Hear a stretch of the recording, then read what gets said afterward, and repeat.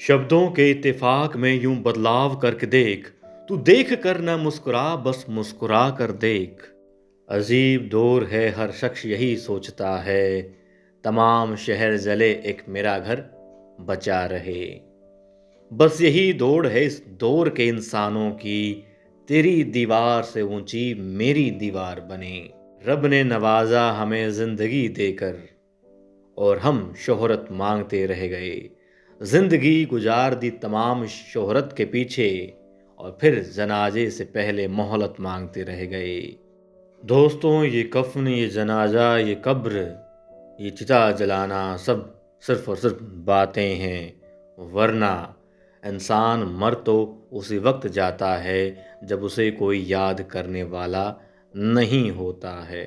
जब रिश्ते ज़रूरत के हों तो उनकी याद भी ज़रूरत के वक्त ही आती है। कायनात की सबसे महंगी चीज़ एहसास है, जो दुनिया में हर किसी के पास नहीं होता। इस दुनिया में कुछ लोग बहुत कमाल के होते हैं, हमारे बारे में एक पन्ना पढ़ करके ही वो हम पर पूरी किताब तक लिख देते हैं।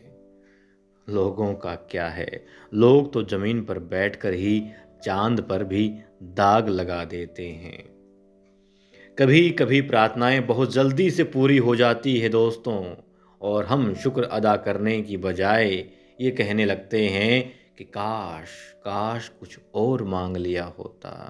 सबके सामने अपने दुखों को यूं जाहिर न किया करो, क्योंकि कुछ लोग आपके सामने तो रोकर सुनेंगे और दूसरों के सामने आपकी ही बातें बड़े हंस करके कहेंगे। एक बात कि दोस्तों, इस ज़िंदगी में गांठ बांध लो कि जिस चीज़ के लिए तुम तरसे हो, उस चीज़ के लिए तुम्हारी वजह से कोई दूसरा न तरसे।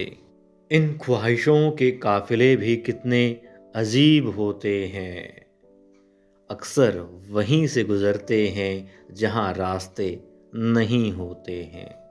जब किसी से वफा करो तो दरिया किनारे उगी उस घास की तरह करो, जिसे जब डूबने वाला पकड़ता है तो या तो डूबने वाले को बचा लेती है या फिर डूबने वाले के साथ साथ खुद भी डूब जाती है। अपनों के साथ खुश रहा करो है दोस्तों, और परमात्मा के अलावा किसी से उम्मीद न किया करो। अगर हमेशा ज़िंदा रहना ही है तो लोगों के दिलों में ज़िंदा रहो। अगर दिलों में ज़िंदा रहना है तो पहले दुआओं में ज़िंदा रहो, और अगर दुआओं में ज़िंदा रहना है तो नेक ख्यालों में और नेक कामों में ज़िंदा रहो। फूलों की तरह मुस्कुराते रहिए, भंवरों की तरह गुनगुनाते रहिए। चुप रहने से उदास हो जाती है ज़िंदगी हो या ये रिश्ते, कुछ उनकी सुनिए, कुछ अपनी उन्हें सुनाते रहिए। दोस्तों, सबका ख्याल रखा करो, मगर अपना भी ख्याल रखा करो। कोई आपका ख्याल नहीं रखता तो कोई बात नहीं, आप सबका ख्याल रखा करो, क्योंकि आपका ख्याल रखने के लिए वो ईश्वर है। उसने आपको अपना नुमाइंदा बना करके यहाँ भेजा है, और वो किसी से किसी प्रकार की कोई अपेक्षा या उपेक्षा नहीं करता।